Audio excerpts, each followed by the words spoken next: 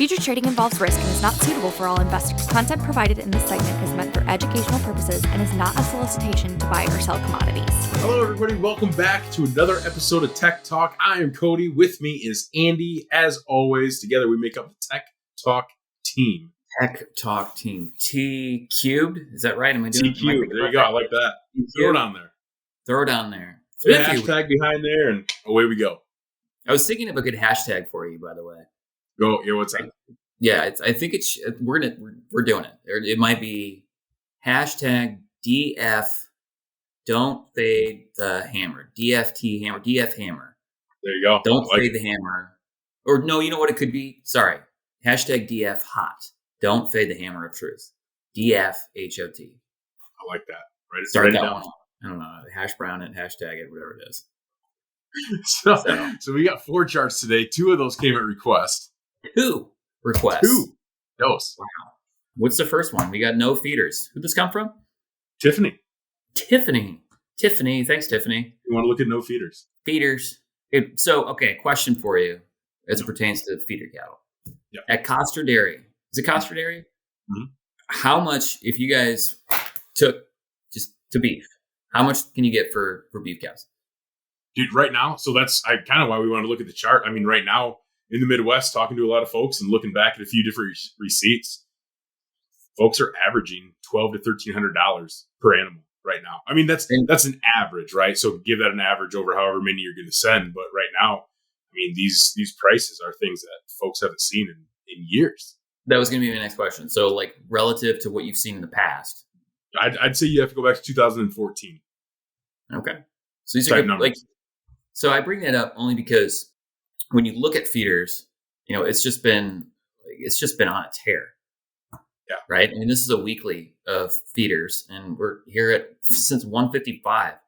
It's just been on a roll, and really, I mean, like if you just look at it from a longer term perspective, it's just been on a really healthy uptrend this is monthly.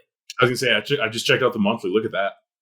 It's just cruising. And you mentioned 2014. This is somewhat reminiscent of like when we were looking at like corn, for example, back in. Mm-hmm. I mean, we can pull it up in a second, but where you had a significant consolidation, and then you take like the measurement for where did it really break out from? Kind of like right here, and use that like distance as like how far it can go if it breaks out. Yeah. Right. So I got to turn this over. And I'm probably going to mess this up. But if you call this like the breakout, like this would be the distance that you'd want it to go. Mm-hmm. So like it's certainly pointing to the ability for a significant retracement of all of this, right? Yeah.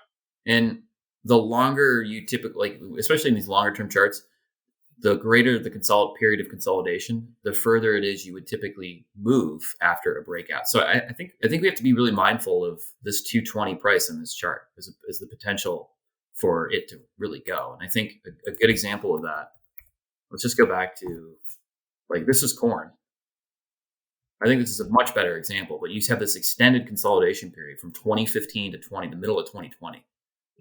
And then you take this distance and you lay it on top of where it broke out from, and you're going to get a pretty significant, like, you're going to get this distance right here. Pretty close. Yeah. So I look at it and say, no feeders.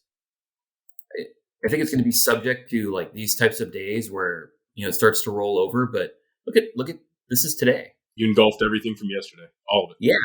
Yeah. And so even at higher than average prices, to your point about what you guys are getting per head, it's, people are taking these breaks as an opportunity to buy it. Yeah. So I think if we're going to really roll over, we're going to have to do a better test of this uptrend. And I think you said it while we were doing a little prep. An M we would need to see. Is that what you're saying? It sure as heck looks like an M formation. I mean, kind of rolling off. I have it on mine also, that 20-day simple moving average. Yesterday was the low in it, and today settled above there. It honestly kind of looks like an M formation is really starting after today's engulfment of yesterday to take formation here. I'm going to take the other side of that. Okay. I'm going to take the opposite side because an M would be bearish, which is crazy for you, by the way. I know. I'm going to take the other side of that and say we've actually got this is wave 2 of a 5-wave move. Okay. So if that's the case, you would take this as wave 1, this is wave 2. You would take, I'll call it like, just take this line right here and add an additional like 25% to it, right? And then we'd start wave 3, is what you're saying. Yeah. So if that distance is 216 to 224, so that's a $10 move, right? So, and if you depending on where you want to measure it from, you could be conservative and say it's from where it breaks out from this downtrend, which is right here. Okay. So this 222 number, you'd add, take this line, it would need to be about $10. So that would take you to about right here. I think this is what we're going to see. I think this is wave 2. I think we're getting ready to break out of wave 2 and go into wave 3, which is always the longest of the 5 wave series. Right. Okay. So you and I, difference of opinion, it can happen, but yeah, I don't think it's ready to roll over just yet. I think we're getting ready for wave 3 here, coming in hot. All right. Like to hear that. You'd like to hear that. Just sell all the cows. We're out. All right, cool. Well, thanks for the recommendation, Tiffany. Appreciate it. For the request. Sorry. I don't know. Any closing thoughts here, Mr. Barish? No. I mean, we're going to have to come back and look at this thing and maybe next week or the following after, but see which one is really taking formation here. But it looks like we're going to have an uptrend from here to a certain point. We just don't know where that stops, right? We don't know if it's an M or if we're in the Elliott wave. Time will tell. Time will tell. Hey, that's how trades happen. You have differences of opinion. This next one came at request too, didn't it? This wasn't your request. I did not want to see corn. Verl wanted to see corn. I did not. I had no requests today. I had nothing. Somebody else wants to look at corn for a change. I know. Mostly they're getting into our videos and want to check them out. I think we can say that people have been watching our videos because didn't Verl ask us if this was an inverse head and shoulders forming in corn? I think he did. Let's take a look. So we know we have a solid fan base here. This is solid fan base. This is new crop. What bothers me about this chart, for anybody that's looking for a spot to buy it, is that you have a pretty sharp break followed up with this consolidation period that really didn't do much, and then it again broke, right? And we're doing this consolidation thing again. So the fact that the market has not been able to retrace any of these breaks in a material way tells me that like buyers, I guess, just don't have much of an interest in getting aggressive and owning it, right? So I think I think what we see is one more of these breaks, and you go and test this low right here. So this is what, 546, right? It's not that far away, right? Oh, excuse me, this is about 542. My bad. Yeah, so we just continue to consolidate, see another one of these types of breaks, which is, this one was about, 20 cents-ish, give or take. So from 560, I mean, you could just repeat this move right here. I think that's the next step in this chart, because you're getting this kind of like this okay consolidation period that's just not really, again, it's not putting up much of a fight against what has been seen here since the end of February. I am going to agree 100% with you. I was actually going to say the same thing, that consolidation that we saw beginning of March. The trade is acting just like it did around that same time, where we had this massive break after a few days of kind of bouncing around 10 to 15 cents. Mm-hmm. And I mean, looking at that, another 20 cents lower, as you pointed out on the chart, isn't too far away. I think we go test that 540 number in the near term. Yeah. Then what do we do off there is going to be the very key indicator of, okay, if we can settle above 540 and really start to propel ourselves higher, then it looks like, in my opinion, a buying opportunity. But you break below 540 and get 2 days, 3 days settled below there, and it's some uncharted territory that we're going to be looking at. Nice pun, by the way. Uncharted. I think, okay, so I guess like devil's advocate, what would be a signal to buy it?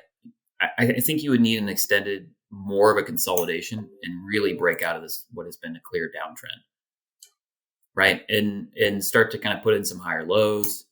That still has yet to be seen. But what is interesting is we saw first of all, thanks, Verl, for the request. Keep them coming. So this is April milk, and it built a pretty nice base here, and it broke out pretty aggressively, but it's still in like a major downtrend. Did we touch that major downtrend today, or did we not quite get there? Ooh, it was close. It was close. Oh, it's close. Man, that was close. And I mean, you're starting to test on the 100-day simple moving average also. I mean, yeah, right where we tested today. So that's 20-day, the blue, 50 is the orange, and the 200-day is up top. Yep. So you're starting to see some moving averages that are, are starting to at least lend some support here. What's interesting about this is we traded 1,300 cars the other day, and Yes. I think in 2 days' time, April traded just over 2,000 contracts, and open interest went down. Right. Yikes. Yeah. Well, and look what we've done in the past 4 days. We've completely engulfed all of the movement that we've seen since February, going back into January. Actually, looking at the chart. Yeah. This one, it's given what open interest has done. It seemed like sellers kind of got caught off guard on this one. They bid cheese, right? And it is what it is. But like, you're not seeing a very strong confirmation on this rally via new buying, right? New buying being a build in open interest. So given the price action, it seems like shorts are liquidating into new shorts, because open interest, it's lower. I said lower, but I mean it's not that much lower. I'd say it's like, of the 2,000 cars, call it, open interest is down like 60 or something, 60 or 80. I mean, we'll get the exact number, but there wasn't a big enough change for us to say, hey, new buyers are dramatically stepping into this market. If we were up like 1,000 cars, that would be a completely different story. But this has not been not been new buying, at least when you again looking at open interest. So it basically got super close to this downtrend. I think what would really make me concerned about this chart continuing to go higher is if it has a third test of this high, and you get like a close over this high right here. Mm-hmm. So that's 1880. Today's high was 1888. Let's say you got an 1880 close tomorrow. This thing could turn into a face ripper, I think, if that happens. Again, the open interest though makes me think that it's just short covering. It starts pricing next week. Check out Bases Loaded to learn more about that, by the way. There you go. But and I think where are we at? Current cash is what, $19? Yeah, $19. Look at that. Yeah. So cash has either got to break or futures have to rally here. But again, the the lack of build and open interest here makes me think that this starts to struggle a little bit, and maybe you start to see cash subside. I mean, I think today we're a little bit lower in the block on an unfilled offer with no bid offer in the barrel. So, are you a seller here? What are you doing? No, I don't think I'd be a seller here. I tend to agree with you. I want to see what it kind of does. Maybe tomorrow if we get that settled above 1880. But looking at $19, quite a bit of resistance at $19. So you're talking. It would be, in my opinion, I don't think it'd be anything to go try and test $19 tomorrow. But from your comment that you made, you get a sellable of $18.80, $19, and it's like, okay, maybe now we have a little bit of a turning of the story here, and then checking out open interest, and if it has grown substantially, maybe things have finally turned around, I guess. Sure, it's a little counter seasonal, but it is what it is. Exactly. I don't know. Like I said, I think you have to be respectful of the fact that open interest has more or less declined, only slightly, but it's been a transfer of ownership. And like, if do we see continued buying in the cash market at this price and higher, right? Today's cash session certainly didn't feel all that great, but again, I think you can lightly sell some here, but just know that if you get a close over 1880, so where are we at? Last year's price is 60. If you get a close over 80, then this chart's probably got more legs to it, and I would target this is like the next area where it starts to run out of gas a little bit, 19.5, which that wouldn't be that much of a premium to cash. If you go to 19.5 right before it starts pricing, that's fair to have that big of a premium built in. I mean, again, that's not even that big of a premium when you start talking about NDPSR premiums. And look at that. Look where that would be, right at the 200 day. Oof. This could get a little dicey, Cody. Very well could. Maybe don't sell those cows just yet. Maybe don't. I know feeder prices are good. Maybe don't sell them just yet. You might get a little extra money on that milk. Who knows? Keep them milking. Keep them milking. Last one, I swear. Last but not least. This is May Class 4. I want to throw this one in here because what's it doing here, Cody? Looks like we've got quite the W formation forming right there. It sure does. This one was you chose this one personally. This one was one that you had looked at and said, "Hey, this is an Andy Fallman chart." I did. Look at that. And this looks like it could have some legs to it. The 1825, the sport. Yep, yes it is. Yes, sir. So I threw this out here because again, 1820. It was a number that we accelerated from, and cash wise, I feel like spot for Class 4 has been it's been kind of ho hum. right? 18, we're a little around we're just north of $18 before any premiums, but we're not seeing a lot of, interest from a substantial move. And I feel like this is a price where I think we could catch the market off guard here a little bit and see some strength in this futures contract. But to me, when I look at this potential W, if you're a buyer of it, I mean, you're wrong after a dime. Correct. That's very little with regard to if you're right, if this W plays itself out, which again, I think it does, you're back at 19 and a half. So you're risking 10 cents to make $1.20, $1.10. I mean, depending on where you get filled, but I think there's just take a shot at owning this. I wanted to make sure this chart was out there. I didn't even tell you about it. I just threw it out there and asked you what it was. You did. You drilled it. Yeah. It's almost kind of like a sleight of hand. Everyone's kind of over here watching Class 3 do its limit up moves as it's trading right now, and all of a sudden, sneakily, here comes Class 4 with could be a W formation. A bullish W formation. Bullish. So, all right. So that's it. I mean, we have a few things we have to follow up on. So feeders, you're bearish, I'm bullish. Elliott wave, let's go. Corn, probably get a little bit more weakness. April Class 3, let's be careful of that one. That could have a little popper in there. If we're not careful, we'll get a close over 80 again. May Class 4, is this hammer worthy? What are you doing with this thing? I think I was just reaching back for the hammer. I think the hammer. I think the hammer is a buy for May Class 4. Bam, buy it. There you go. But now, okay, so now we're done with our charts. Now, last week you told everybody that you had a special surprise coming for everyone this week. You promised it would be here. Has that surprise shown up? I promised, and I deliver on promises. I don't make promises. I make statements. Bam. We're stating it right here. Let's go. So, what is the big surprise we're all looking for? Can you just let me get out? I'm just here. Here we go. So, I'm excited. I'm excited too. Trust me. So it was. I'm not gonna lie. I'm a little jealous that you have the hammer, and everybody loves the hammer, and it's just great. But I started thinking about it, and I'm like, you only seem to buy stuff with the hammer. True. Right? You're always super, and hey, that's fine. Like, it's the bullish hammer. It's smashed. Hey, it's a hammer. Generically, yes. Sure. So I decided that it was time that we needed a new addition to the show. So, without further ado, I give to you the latest addition to the show. That's right, folks. It's the Bearish Bazooka. We have a Bearish Bazooka. Let's go. The Bearish Bazooka. Blasting charts. I mean, we are just adding to the repertoire of Tech Talk right now. You have to have it. So when you're super bullish and you're smashing charts and stuff like that, guess what? When we're bearish, you're shooting them down. You're shooting down. You're just shooting down the dreams of every bull out there with the Bearish Bazooka. And so every time we get into a bearish chart, I promise I will do something like this. I love it. The thing went way over. Hang on. I gotta load another one in here. Oh man. So this is funny, I had 6 of these darts things, and I'm down to 2 because my child lost 4 of them. I'm just going to blame it on him. Anyways, that's it. Next time we get a super bearish chart, the Bearish Bazooka will be coming out. And awesome. I don't know.